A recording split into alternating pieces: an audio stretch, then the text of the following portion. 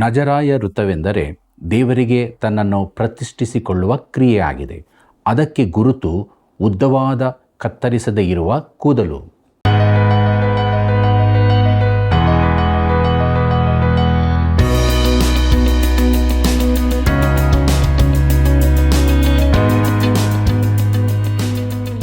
ಆತ್ಮೀಯ ಸಹೋದರ ಸಹೋದರಿಯರೇ, ದೈವಾನ್ವೇಷಣೆ ಸತ್ಯವೇದ ಅಧ್ಯಯನ ಕಾರ್ಯಕ್ರಮಕ್ಕೆ ಪ್ರೀತಿಯ ಸುಸ್ವಾಗತ.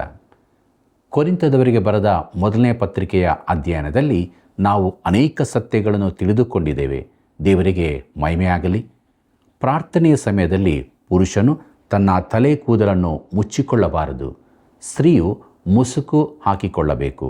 ಇದರ ವ್ಯತ್ಯಾಸವೇನು? ಎಲ್ಲವನ್ನು ತಿಳಿದುಕೊಳ್ಳೋಣ. ನಮ್ಮ ಅಧ್ಯಯನವನ್ನು ಪ್ರಾರಂಭಿಸೋಣ.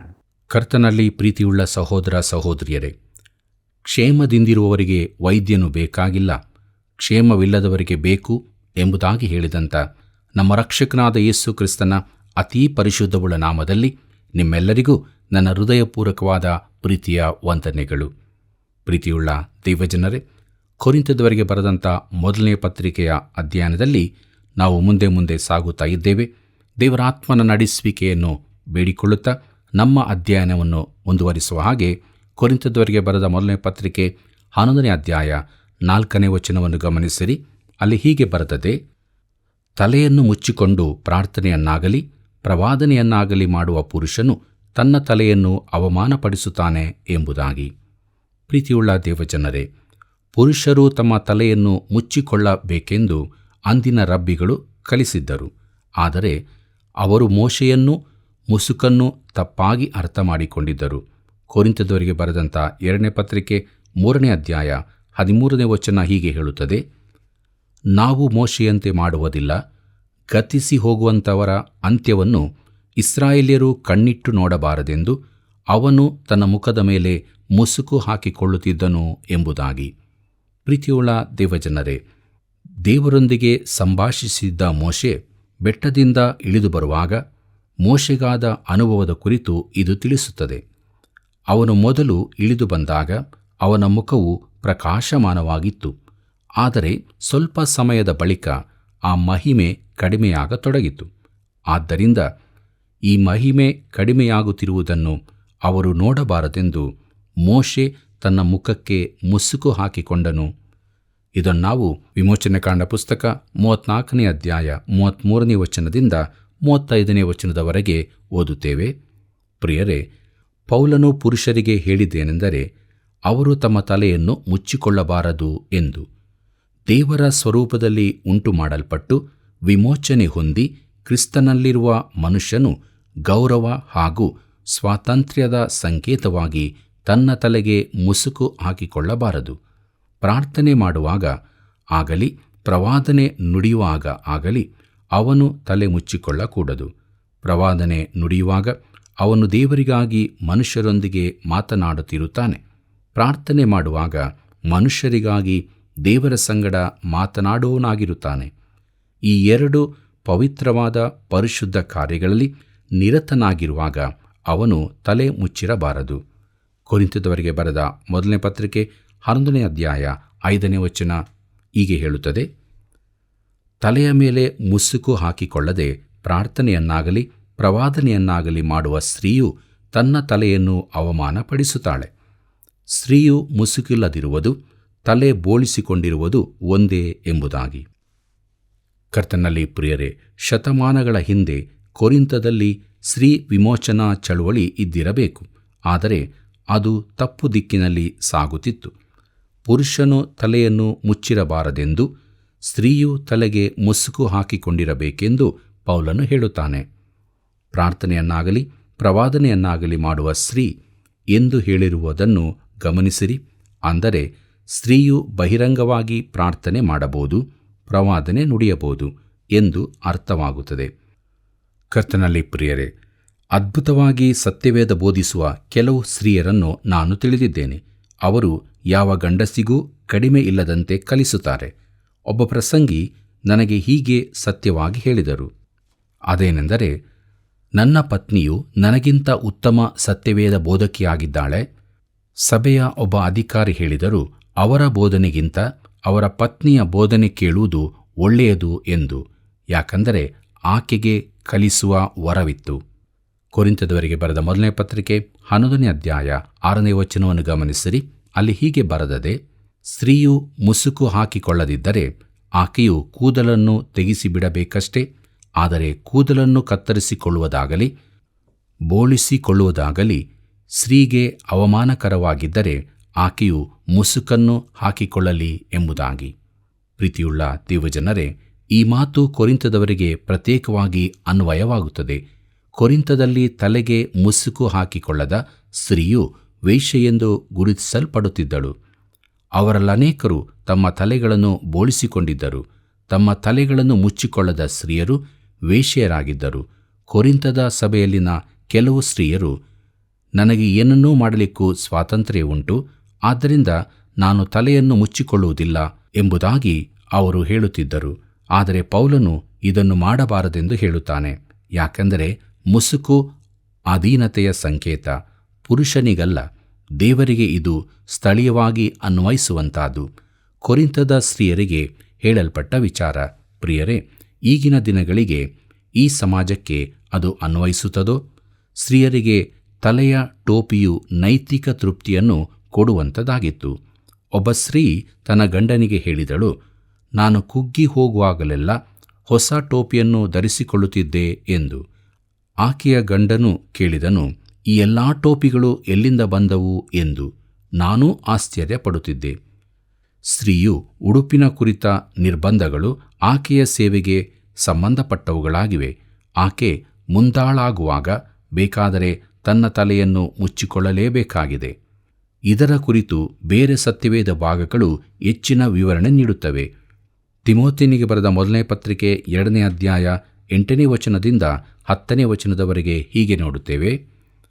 ಹೀಗಿರಲಾಗಿ ಪುರುಷರು ಎಲ್ಲ ಸ್ಥಳಗಳಲ್ಲಿ ಕೋಪವೂ ವಾಗ್ವಾದವೂ ಇಲ್ಲದವರಾಗಿ ಭಕ್ತಿಪೂರ್ವಕವಾಗಿ ಕೈಗಳನ್ನೆತ್ತಿ ಪ್ರಾರ್ಥಿಸಬೇಕೆಂದು ಅಪೇಕ್ಷಿಸುತ್ತೇನೆ. ಹಾಗೆಯೇ ಸ್ತ್ರೀಯರು ಮಾನಸ್ಥೆಯರಾಗಿಯೂ ಡಂಬವಿಲ್ಲದವರಾಗಿಯೂ ಇದ್ದು ಮರ್ಯಾದೆಗೆ ತಕ್ಕ ಉಡುಪನ್ನುಟ್ಟುಕೊಳ್ಳಬೇಕೆಂದು ಅಪೇಕ್ಷಿಸುತ್ತೇನೆ. ಅವರು ಜಡೆ, ಚಿನ್ನ, ಮುತ್ತು, ಬೆಳೆಯುಳ್ಳ ವಸ್ತ್ರ ಮುಂತಾದವುಗಳಿಂದ ತಮ್ಮನ್ನು ಅಲಂಕರಿಸಿಕೊಳ್ಳದೆ ದೈವಭಕ್ತೆಯರೆನಿಸಿಕೊಳ್ಳುವ ಸ್ತ್ರೀಯರಿಗೆ ಯುಕ್ತವಾಗಿರುವ ಪ್ರಕಾರ ಸತ್ಕ್ರಿಯೆಗಳಿಂದಲೇ ಅಲಂಕರಿಸಿಕೊಳ್ಳಬೇಕು ಎಂಬುದಾಗಿ. ಕರ್ತನಲ್ಲಿ ಪ್ರಿಯರೇ, ಇದರ ಪ್ರಕಾರ ಸ್ತ್ರೀಯು ಇತರರನ್ನು ಆಕರ್ಷಿಸುವ ಉಡುಪು ಧರಿಸಕೂಡದು. ಅಂದರೆ ದೇವರ ಸಭೆಯಲ್ಲಿ ಸ್ತ್ರೀಯು ಸೌಂದರ್ಯದ ಆಕರ್ಷಣೆ ತೋರಿಸಬಾರದು. ಇಲ್ಲಿನ ಅರ್ಥ ಇದೇ ಆಗಿದೆ. ಆಕೆ ಸೌಂದರ್ಯದ ಆಕರ್ಷಣೆ ಉಪಯೋಗಿಸಬಾರದು. ಪ್ರೀತಿಯುಳ್ಳ ಸಹೋದರ ಸಹೋದರಿಯರೇ, ಈ ಕುರಿತಾಗಿ ಸತ್ಯವೇದದಲ್ಲಿ ಇನ್ನೂ ತಿಳಿಸಲಾಗಿದೆ. ಪೇತ್ರನು ಬರೆದ ಮೊದಲನೇ ಪತ್ರಿಕೆ 3ನೇ ಅಧ್ಯಾಯ 1, 3 ಮತ್ತು 4ನೇ ವಚನಗಳು ಹೀಗೆ ಹೇಳುತ್ತದೆ. ಅದೇ ರೀತಿಯಾಗಿ ಸ್ತ್ರೀಯರೇ, ನಿಮ್ಮ ಗಂಡಂದರಿಗೆ ಅಧೀನರಾಗಿರಿ. ಅವರಲ್ಲಿ ಕೆಲವರು ದೇವರ ವಾಕ್ಯಕ್ಕೆ ಅವಿಧೇಯರಾಗಿದ್ದರೂ ನೀವು ನಿರ್ಮಲರಾಗಿಯೂ ಭಯಭರಿತರಾಗಿಯೂ ನಡೆದುಕೊಳ್ಳುವುದನ್ನು ಅವರು ನೋಡಿ ವಾಕ್ಯೋಪದೇಶವಿಲ್ಲದ ತಮ್ಮ ಹೆಂಡತಿಯರಾದ ನಿಮ್ಮ ನಡತೆಯಿಂದಲೇ ಸನ್ಮಾರ್ಗಕ್ಕೆ ಬಂದಾರು. ಜಡೆ ಹಣೆದುಕೊಳ್ಳುವುದು, ಚಿನ್ನದ ಒಡವೆಗಳನ್ನು ಇಟ್ಟುಕೊಳ್ಳುವುದು, ವಸ್ತ್ರಗಳನ್ನು ಧರಿಸಿಕೊಳ್ಳುವುದು, ಈ ಮೊದಲಾದ ಹೊರಗಣ ಶೃಂಗಾರವೇ ನಿಮ್ಮ ಅಲಂಕಾರವಾಗಿರಬಾರದು.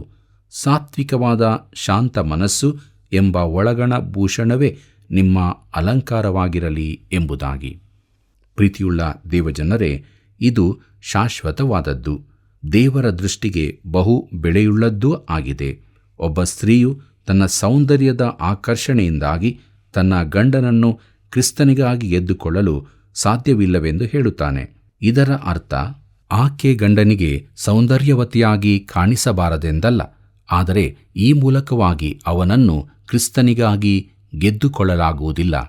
ಪ್ರಿಯರೇ, ಸೌಂದರ್ಯದಿಂದ ಆಕರ್ಷಕರಾಗಿದ್ದ ಸ್ತ್ರೀಯರು ಸತ್ಯವೇದದಲ್ಲಿ ಕಾಣಿಸಿಕೊಳ್ಳುತ್ತಾರೆ. ಇಜೆಬೇಳಳು, ಎಸ್ತೇರಳು, ಸಲೋಮೆ ಇತ್ಯಾದಿ. ಇನ್ನೂ ಕೆಲವರು ಅದ್ಭುತವಾದ ದೇವಭಕ್ತೆಯರಾಗಿದ್ದು ದೇವರಿಂದ ಉಪಯೋಗಿಸಲ್ಪಟ್ಟವರಿದ್ದಾರೆ.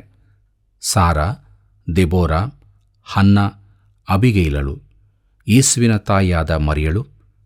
ಪ್ರಿಯರೇ, ಗಂಡಂದಿರಿಗೂ ಮಾತು ಹೇಳಲ್ಪಟ್ಟಿದೆ. ಪೇತ್ರನು ಬರೆದ ಮೊದಲನೇ ಪತ್ರಿಕೆ 3ನೇ ಅಧ್ಯಾಯ 7ನೇ ವಚನ ಹೀಗೆ ಹೇಳುತ್ತದೆ, ಅದೇ ರೀತಿಯಾಗಿ ಪುರುಷರೇ, ಸ್ತ್ರೀಯು ಪುರುಷನಿಗಿಂತ ಬಲಹೀನಳೆಂಬುದನ್ನು ಜ್ಞಾಪಕ ಮಾಡಿಕೊಂಡು ನಿಮ್ಮ ಹೆಂಡತಿಯರ ಸಂಗಡ ವಿವೇಕದಿಂದ ಒಗತನ ಮಾಡಿರಿ. ಅವರು ಜೀವವರಕ್ಕೆ ನಿಮ್ಮೊಂದಿಗೆ ಬಾಧ್ಯರಾಗಿದ್ದಾರೆಂದು ತಿಳಿದು ಅವರಿಗೆ ಮಾನವನ್ನು ಸಲ್ಲಿಸಿರಿ. ಹೀಗೆ ನಡೆದರೆ ನಿಮ್ಮ ಪ್ರಾರ್ಥನೆಗಳಿಗೆ ಅಡ್ಡಿ ಇರುವುದಿಲ್ಲ ಎಂಬುದಾಗಿ. ಪ್ರೀತಿಯುಳ್ಳ ದೇವಜನರೇ, ಗಂಡ ಹೆಂಡತಿಯರ ಮನಸ್ತಾಪದಿಂದಾಗಿ ಅನೇಕ ಕುಟುಂಬಗಳಲ್ಲಿ ಪ್ರಾರ್ಥನೆಯೇ ನಿಂತು ಹೋಗಿದೆ. ವಚನ 4ರಲ್ಲಿ ಪುರುಷರಿಗೆ ಪೌಲನು ಹೇಳಿದ ನಿಯಮವನ್ನು ಪೌಲನು ಮತ್ತೊಮ್ಮೆ ಎತ್ತಿಕೊಳ್ಳುತ್ತಾನೆ. ಕೊರಿಂಥದವರಿಗೆ ಬರೆದ ಮೊದಲನೇ ಪತ್ರಿಕೆ 11ನೇ ಅಧ್ಯಾಯ 7ನೇ ವಚನದಿಂದ 9ನೇ ವಚನದವರೆಗೆ ಗಮನಿಸಿರಿ. ಅಲ್ಲಿ ನಾವು ಹೀಗೆ ನೋಡುತ್ತೇವೆ, ಪುರುಷನು ದೇವರ ಪ್ರತಿರೂಪವೂ ಪ್ರಭಾವವೂ ಆಗಿರುವುದರಿಂದ ತಲೆಯನ್ನು ಮುಚ್ಚಿಕೊಳ್ಳಕೂಡದು. ಸ್ತ್ರೀಯಾದರೋ ಪುರುಷನ ಪ್ರಭಾವವಾಗಿದ್ದಾಳೆ. ಪುರುಷನು ಸ್ತ್ರೀಯಿಂದ ಉತ್ಪತ್ತಿಯಾಗಲಿಲ್ಲ, ಸ್ತ್ರೀಯು ಪುರುಷನಿಂದ ಉತ್ಪತ್ತಿಯಾದಳು. ಇದಲ್ಲದೆ ಪುರುಷನು ಸ್ತ್ರೀ ನಿಮಿತ್ತವಾಗಿ ನಿರ್ಮಾಣವಾಗಲಿಲ್ಲ, ಸ್ತ್ರೀಯು ಪುರುಷನ ನಿಮಿತ್ತವಾಗಿ ನಿರ್ಮಾಣವಾದಳು ಎಂಬುದಾಗಿ. ಕರ್ತನಲ್ಲಿ ಪ್ರಿಯರೇ, ಸ್ತ್ರೀಯ ಕೆಲಸವು ಪುರುಷನಿಗೆ ಸಹಕಾರಿಯಾಗಿರುವುದು. ಆಕೆ ಅವನ ಇನ್ನೊಂದು ಭಾಗವಾಗಿದ್ದಾಳೆ. ಯಾವ ಪುರುಷನೂ ಸ್ತ್ರೀಯಿಲ್ಲದೆ ಪರಿಪೂರ್ಣನಲ್ಲ. ಆದರೆ ಕೆಲವರಿಗೆ ವಿಶೇಷ ಕಾರ್ಯಕ್ಕಾಗಿ ದೇವರು ಪ್ರತ್ಯೇಕ ಕೃಪೆಯನ್ನು ಅನುಗ್ರಹಿಸುತ್ತಾನೆ. ಕೊರಿಂಥದವರಿಗೆ ಬರೆದ ಮೊದಲನೇ ಪತ್ರಿಕೆ 11ನೇ ಅಧ್ಯಾಯ 10ನೇ ವಚನ ಹೀಗೆ ಹೇಳುತ್ತದೆ, ಹೀಗಿರುವುದರಿಂದ ದೂತರ ನಿಮಿತ್ತವಾಗಿ ಸ್ತ್ರೀಯು ಪುರುಷನ ಅಧಿಕಾರ ಸೂಚಿಸುವ ಮುಸುಕನ್ನು ತಲೆಯ ಮೇಲೆ ಹಾಕಿಕೊಂಡಿರಬೇಕು ಎಂಬುದಾಗಿ. ಕರ್ತನಲ್ಲಿ ಪ್ರೀತಿಯುಳ್ಳ ಸಹೋದರ ಸಹೋದರಿಯರೇ, ಇಲ್ಲಿ ದೇವದೂತರ ಕುರಿತಾಗಿ ಹೇಳಿರುವ ಮಾತು ನನಗೆ ಅರ್ಥವಾಗುವುದಿಲ್ಲ. ದೇವರು ನಿರ್ಮಿಸಿದ ಜ್ಞಾನಿಗಳಾದ ಜೀವಿಗಳು ನಮ್ಮನ್ನು ಗಮನಿಸುತ್ತಾ ಇರುತ್ತವೆ ಎಂದು ನನ್ನ ಭಾವನೆ. ಈ ಚಿಕ್ಕ ಲೋಕದಲ್ಲಿ ನಾವು ಒಂದು ಹಂತದಲ್ಲಿದ್ದೇವೆ. ದೇವರ ಸೃಷ್ಟಿಯ ಸಕಲ ಬುದ್ಧಿಜೀವಿಗಳು ಕೂಡ ನಮ್ಮನ್ನು ಗಮನಿಸುತ್ತಿರುತ್ತವೆ. ನಾವು ದೇವರ ಪ್ರೀತಿಗೆ ಯೋಗ್ಯರಲ್ಲದ್ದರಿಂದ ಅವುಗಳು ದೇವರ ಪ್ರೀತಿಯ ಕುರಿತಾಗಿ ತಿಳಿದುಕೊಳ್ಳುತ್ತವೆ.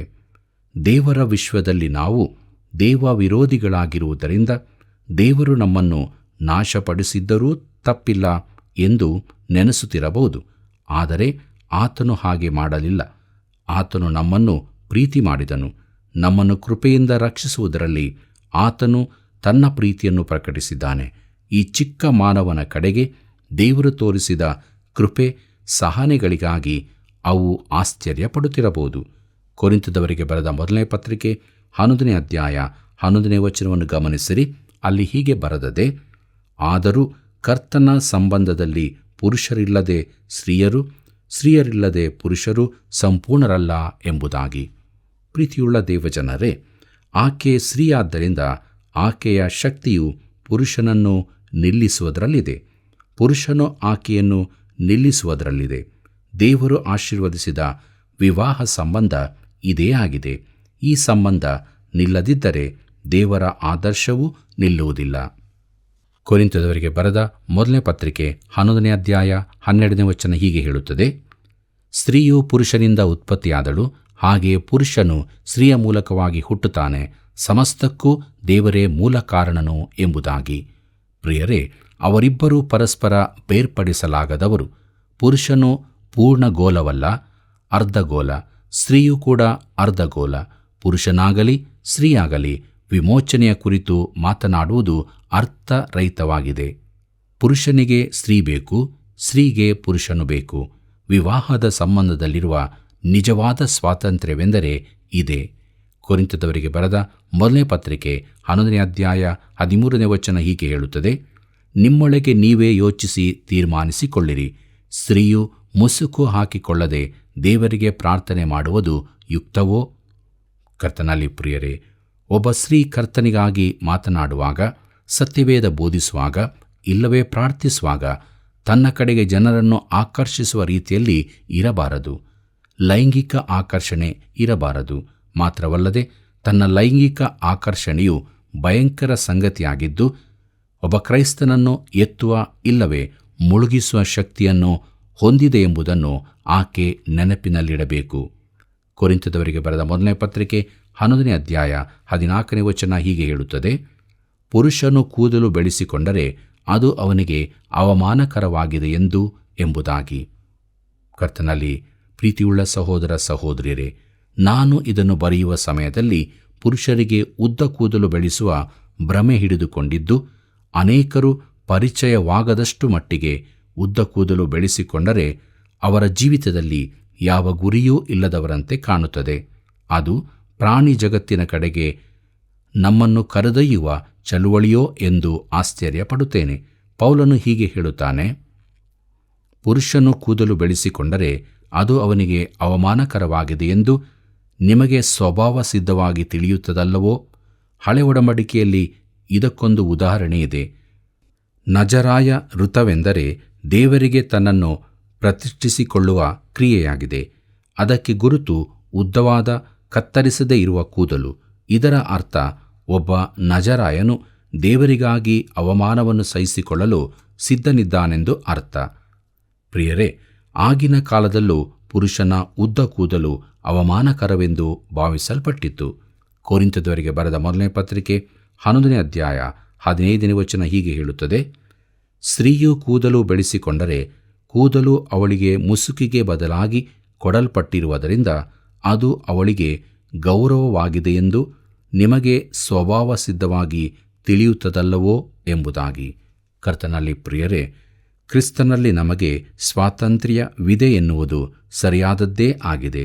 ಕೂದಲಿನ ಉದ್ದವು ವಿಶೇಷ ವಿಚಾರವಲ್ಲ, ಆದರೆ ಅದರ ಹಿಂದಿನ ಉದ್ದೇಶವೇನು ಎಂಬುದೇ.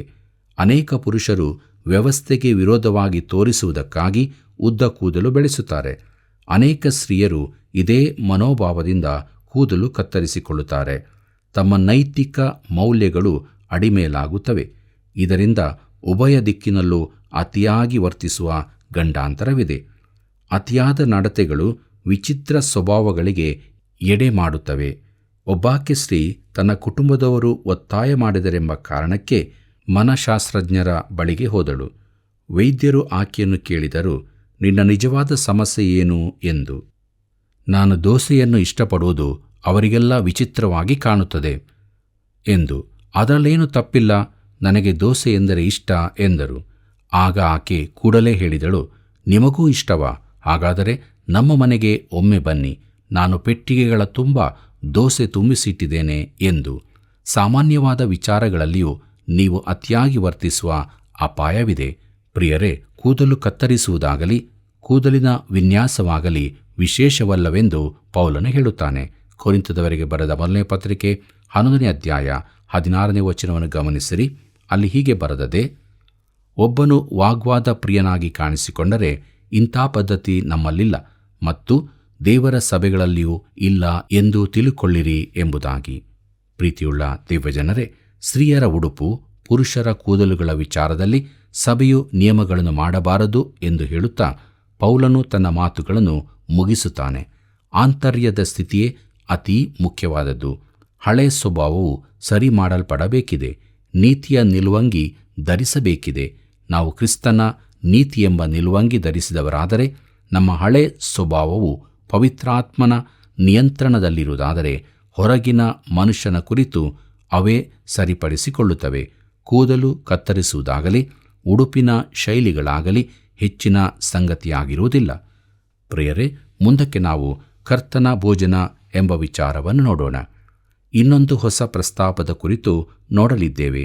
ಇದು ಒಂದು ತುದಿಯಿಂದ ಮತ್ತೊಂದು ತುದಿಗೆ ಹೋಗುವಂತಿದೆ. ಕೂದಲು ಉಡುಪುಗಳಿಂದ ಕರ್ತನ ಭೋಜನದ ಕಡೆಗೆ. ದೇವರೊಂದಿಗಿನ ನಮ್ಮ ಸಂಬಂಧದ ಅತಿ ಪವಿತ್ರವಾದದ್ದಾಗಿದೆ. ನಮ್ಮ ಸಭೆಗಳಲ್ಲಿ ಕರ್ತನ ಭೋಜನವನ್ನು ತಪ್ಪಾಗಿ ಅರ್ಥ ಮಾಡಿಕೊಂಡಿದ್ದಾರೆಂದು ನನ್ನ ಭಾವನೆ. ಇದರಿಂದಾಗಿ ಕೆಲವು ಕಡೆಗಳಲ್ಲಿ ಅದನ್ನು ಆಚರಿಸುವ ರೀತಿಯು ದೇವದೂಷಣೆಯಂತಿದೆ. ಕರ್ತನ ಭೋಜನವನ್ನು ನಾವು ಆಚರಿಸುವ ರೀತಿಗಾಗಿಯೂ ದೇವರು ನಮ್ಮನ್ನು ತೀರ್ಪು ಮಾಡುತ್ತಾನೆಂದು ಪೌಲನು ತಿಳಿಸುತ್ತಾನೆ. ಪ್ರೀತಿಯುಳ್ಳ ದೇವಜನರೇ, 4 ಸುವಾರ್ತೆಗಳಲ್ಲಿ 3ರಲ್ಲಿ ಕರ್ತನ ಭೋಜನವನ್ನು ಪ್ರಾರಂಭಿಸಿದ ಕುರಿತಾಗಿ ಬರೆಯಲ್ಪಟ್ಟಿದೆ. ಈ ಪತ್ರಿಕೆಯಲ್ಲಿ ಅದು ಪುನರುಚ್ಚರಿಸಲ್ಪಟ್ಟಿದೆ. ಕರ್ತನ ಜನ್ಮದಿನವನ್ನು ನಾವು ಆಚರಿಸಬೇಕೆಂದು ಎಲ್ಲಿಯೂ ಹೇಳಲ್ಪಟ್ಟಿಲ್ಲ. ಆದರೆ ಆತನವರು ಆತನ ಮರಣದ ದಿನವನ್ನು ನೆನಪಿಸಿಕೊಳ್ಳಬೇಕೆಂಬ ಬೇಡಿಕೆಯೂ ಅಪ್ಪಣೆಯೂ ಕೊಡಲ್ಪಟ್ಟಿದೆ. ಪ್ರೀತಿಯುಳ್ಳ ದೇವಜನರೇ, ಪೌಲನು ಕರ್ತನ ಭೋಜನಕ್ಕೆ ಅತ್ಯಂತ ಹೆಚ್ಚಿನ ಮಹತ್ವ ನೀಡಿದ್ದಾನೆ. 23ನೇ ವಚನದಲ್ಲಿ ಅವನು ಹೇಳಿದ್ದಾನೆ, ನಾನು ನಿಮಗೆ ತಿಳಿಸಿಕೊಟ್ಟ ಉಪದೇಶವನ್ನು ಕರ್ತನಿಂದ ಹೊಂದಿದೆನು. ಅದೇನೆಂದರೆ, ಕರ್ತನಾದ ಯೇಸು ತಾನು ಹಿಡಿದುಕೊಡಲ್ಪಟ್ಟ ರಾತ್ರಿಯಲ್ಲಿ ರೊಟ್ಟಿಯನ್ನು ತೆಗೆದುಕೊಂಡು ದೇವರ ಸ್ತೋತ್ರ ಮಾಡಿ ಮುರಿದು ಎಂಬುದಾಗಿ. ಪ್ರಿಯರೇ, ಪೌಲನು ಇದನ್ನು ನೇರ ಪ್ರಕಟಣೆಯಾಗಿ ಹೊಂದಿದ್ದನು. ನಿಮಗೆ ತಿಳಿಸಿಕೊಟ್ಟೆನು ಎಂಬುದಾಗಿ ನೋಡುವಾಗ ಅದು ನಾನು ಸಹ ಕಲಿತುಕೊಂಡದ್ದೇ. ಅದೇನೆಂದರೆ, ಶಾಸ್ತ್ರದಲ್ಲಿ ಮುಂತಿಳಿಸಿರುವ ಪ್ರಕಾರ ಕ್ರಿಸ್ತನು ನಮ್ಮ ಪಾಪಗಳ ನಿವಾರಣೆಗಾಗಿ ಸತ್ತನು. ಕೊರಿಂಥದವರಿಗೆ ಬರೆದಂಥ ಮೊದಲನೇ ಪತ್ರಿಕೆ 15ನೇ ಅಧ್ಯಾಯ 3ನೇ ವಚನದಲ್ಲಿ ನಾವು ನೋಡುತ್ತೇವೆ. ಪ್ರಿಯರೇ, ಸುವಾರ್ತೆಯ ಕುರಿತು ಹಾಗೂ ಕರ್ತನ ಭೋಜನದ ಕುರಿತು ಪೌಲನು ನೇರವಾದ ಪ್ರಕಟಣೆಯನ್ನು ಹೊಂದಿದನು. ಇದರ ಕುರಿತು ಕರ್ತನು ಪ್ರತ್ಯೇಕ ಸೂಚನೆಗಳನ್ನು ಕೊಟ್ಟಿದ್ದನು. ಕರ್ತನ ಭೋಜನವು ಮೇಲುಪ್ಪರಿಗೆಯಲ್ಲಿ ಪ್ರಾರಂಭವಾಗುವಾಗ ಪೌಲನು ಅಲ್ಲಿರಲಿಲ್ಲವೆಂಬುದನ್ನು ನೆನಪಿನಲ್ಲಿಡಿರಿ. ಪ್ರಿಯರೇ, ಕರ್ತನ ಭೋಜನದ ಜೊತೆಗೆ ಊಟ ಸೇವಿಸುವ ಕ್ರಮವನ್ನು ಕೊರಿಂಥದ ಸಭೆಯವರು ಅನುಸರಿಸುತ್ತಿದ್ದರು. ಹೇಗಿದ್ದರೂ ಮೇಲುಪ್ಪರಿಗೆಯಲ್ಲಿ ಪಸ್ಕ ಹಬ್ಬವು ಆ ರೀತಿಯಾಗಿ ಆಚರಣೆಯಾಗುತ್ತಿತ್ತು. ಈಗಿನ ದಿನಗಳಲ್ಲಿ ನಮ್ಮ ಸಭೆ, ಕ್ಲಬ್, ಬ್ಯಾಂಕುಗಳು, ವಿಮಾ ಕಂಪನಿಗಳಲ್ಲಿ ಜನರು ಒಟ್ಟು ಸೇರಿ ಅನ್ಯೋನ್ಯತೆಗಾಗಿ ಊಟ ಸೇವಿಸುವ ಕ್ರಮವಿರುತ್ತದೆ. ಸಭೆಯ ಔತಣಕೂಟಗಳನ್ನು ಅನೇಕರು ಟೀಕಿಸುತ್ತಾರೆ. ಅವರು ದೈಹಿಕ ಮನುಷ್ಯನ ಕುರಿತು ಮಾತ್ರ ಚಿಂತಿಸುತ್ತಾರೆ. ಆದಿ ಸಭೆಗಳಲ್ಲಿ ಈ ರೀತಿಯ ಅನ್ಯೋನ್ಯತೆಯ ಭೋಜನಾಕೂಟಗಳಿರುತ್ತಿದ್ದು ಅವುಗಳನ್ನು ಪ್ರೇಮ ಭೋಜನ ಎಂದು ಕರೆಯುತ್ತಿದ್ದರು. ಇದು ಸಭಾ ಅನ್ಯೋನ್ಯತೆಯ ಒಂದು ಭಾಗವಾಗಿತ್ತು. ಆ ದಿನಗಳಲ್ಲಿ ಇಂಥ ಸಾಮಾಜಿಕ ಕೂಟಗಳ ಕೊನೆಯಲ್ಲಿ ಕರ್ತನ ಭೋಜನವಿರುತ್ತಿತ್ತು. ಅದನ್ನು ಪ್ರತ್ಯೇಕವಾಗಿ ಆಚರಿಸುತ್ತಿದ್ದರು. ಆದರೆ ಯಾವಾಗಲೂ ಸಹಭೋಜನವು ಕರ್ತನ ಭೋಜನಕ್ಕಿಂತ ಮೊದಲು ಇರುತ್ತಿತ್ತು. ಆದರೆ ಕ್ರಮೇಣ ಈ ಎರಡನ್ನೂ ಪ್ರತ್ಯೇಕಿಸಲಾಯಿತು. ಈಗ ಹಿಂದಿನಂತೆ ಅವುಗಳನ್ನು ಆಚರಿಸುತ್ತಿಲ್ಲ. ಕರ್ತನ ಭೋಜನಕ್ಕಿಂತ ಮೊದಲು ಪ್ರೇಮ ಭೋಜನವು ಈಗ ಇರುವುದಿಲ್ಲ. ಪ್ರಿಯರೇ, ಈ ರೀತಿ ಇವನ್ನು ಪ್ರತ್ಯೇಕಿಸಿರುವುದರಿಂದ ಕೊರಿಂಥದಲ್ಲಿನ ಕೆಟ್ಟ ಪರಿಸ್ಥಿತಿಗಳು ಈಗ ಉಂಟಾಗುವುದಿಲ್ಲ. ಆದರೆ ಅದರಲ್ಲಿ ನಮಗೆ ಕೆಲವು ಪಾಠಗಳಿವೆ. ಪ್ರೀತಿಯುಳ್ಳ ಸಹೋದರ ಸಹೋದರಿಯರೇ, ದೇವರ ವಾಕ್ಯವನ್ನು ನಾವು ಅಧ್ಯಯನ ಮಾಡಿದ್ದೇವೆ. ದೇವರು ನಮ್ಮ ಸಂಗಡ ಮಾತನಾಡಿದ್ದಾನೆ. ನಮಗೆ ತಿಳಿಸಿದ ಸತ್ಯಗಳಿಗೆ ನಾವು ವಿಧೇಯರಾಗೋಣ. ಕ್ರಿಸ್ತನ ಸನ್ನಿಧಿಯಲ್ಲಿ ಯಾವಾಗಲೂ ಇದ್ದುಕೊಂಡು ವಾಕ್ಯಭರಿತರಾಗಿ ಜೀವಿಸೋಣ. ಹೀಗಾಗುವಂತೆ ದೇವರು ತಾನೇ ನಮಗೆ ಸಹಾಯ ಮಾಡಿ ನಡೆಸಲಿ. ಕರ್ತನ ಕೃಪೆಯು ಸದಾ ನಿಮ್ಮ ಸಂಗಡ ಇರಲಿ. ಪ್ರಿಯರೇ, ಬಹು ಅಮೂಲ್ಯವಾದ ಸತ್ಯಗಳನ್ನು ಇಂದಿನ ಅಧ್ಯಾಯದಲ್ಲಿ ನಾವು ತಿಳಿದುಕೊಂಡೆವು. ಸ್ತ್ರೀ ತನ್ನ ಸೌಂದರ್ಯದ ಆಕರ್ಷಣೆಯಿಂದಾಗಿ ಯಾರನ್ನೂ ಕ್ರಿಸ್ತನಿಗಾಗಿ ಎದ್ದುಕೊಳ್ಳಲು ಸಾಧ್ಯವಿಲ್ಲ. ಪುರುಷನಿಗೆ ಸ್ತ್ರೀ ಬೇಕು, ಸ್ತ್ರೀಗೆ ಪುರುಷನು ಬೇಕು. ವಿವಾಹದ ಸಂಬಂಧದಲ್ಲಿರುವ ನಿಜವಾದ ಸ್ವಾತಂತ್ರ್ಯವೆಂದರೆ ಇದೇ ಆಗಿದೆ. ನಾವು ದೇವರ ಕೂಡ ಅನ್ಯೋನ್ಯತೆಯಲ್ಲಿ ದೈವ ಭಯಭಕ್ತಿಯ ಕುಟುಂಬವಾಗಿ ಜೀವಿಸೋಣ. ಬನ್ನಿರಿ, ಪ್ರಾರ್ಥನೆ ಮಾಡಿಕೊಳ್ಳೋಣ. ಪ್ರಿಯ ರಕ್ಷಕನೇ, ನೀನು ಕೊಟ್ಟಂಥ ಜೀವವುಳ್ಳ ವಾಕ್ಯಗಳಿಗಾಗಿ ನಿನಗೆ ಸ್ತೋತ್ರ. ನಮ್ಮನ್ನು ನಾವು ನಿನಗೆ ಪ್ರತಿಷ್ಠಿಸಿಕೊಂಡವರಾಗಿ ನಿನ್ನ ಭಯಭಕ್ತಿಯ ಜೀವಿತದಲ್ಲೂ ಕುಟುಂಬದಲ್ಲೂ ಮುನ್ನಡೆಯೋದಕ್ಕೆ ಸಹಾಯ ಮಾಡು. ತಂದೆಯಾದ ದೇವರೇ, ಯಾರ್ಯಾರ ಜೀವಿತದಲ್ಲಿ ಕುಟುಂಬದಲ್ಲಿ ಚಿಂತೆಗಳು, ಸಮಸ್ಯೆಗಳು, ಕಣ್ಣೀರುಗಳು ಇದೆಯೋ ಅಂಥವರನ್ನು ಕರುಣ ಮಾಡು ಸ್ವಾಮಿ. ಅವರ ಭಿನ್ನಗಳನ್ನು, ಪ್ರಾರ್ಥನೆಗಳನ್ನು ಆಲಿಸು. ಬಿಡುಗಡೆಯನ್ನು ಕೊಟ್ಟು ನಿಜ ಸಮಾಧಾನದಲ್ಲಿ ಜೀವಿಸೋದಕ್ಕೆ ಸಹಾಯ ಮಾಡು. ರೋಗಿಗಳಾಗಿರುವವರು ನೆನಪು ಮಾಡಿಕೊಳ್ಳುತ್ತೇವೆ. ನೀನವರನ್ನು ಮುಟ್ಟಿ ಪರಿಪೂರ್ಣವಾದ ಸ್ವಸ್ಥತೆಯನ್ನು ಅನುಗ್ರಹಿಸಿಕೊಟ್ಟು ನಿತ್ಯ ಜೀವದ ನಿರೀಕ್ಷೆಯಲ್ಲಿ ನಡೆಸು. ಯೇಸುವಿನ ನಾಮದಲ್ಲಿ ಬೇಡಿದ್ದೇವೆ ತಂದೆಯೇ, ಆಮೆನ್. ಪ್ರಿಯ ವೀಕ್ಷಕರೇ, ಕಾರ್ಯಕ್ರಮ ವೀಕ್ಷಿಸಿ ಕರೆ ಮಾಡಿರುವಿರಾ? ಒಂದು ವೇಳೆ ಇನ್ನೂ ಇಷ್ಟರವರೆಗೆ ಕರೆ ಮಾಡಿರದಿದ್ದರೆ ಹಿಂದೆ ಕರೆ ಮಾಡಿರಿ. ಕರ್ತನ ಕೃಪೆಯು ಸದಾ ನಿಮ್ಮ ಸಂಗಡ ಇರಲಿ.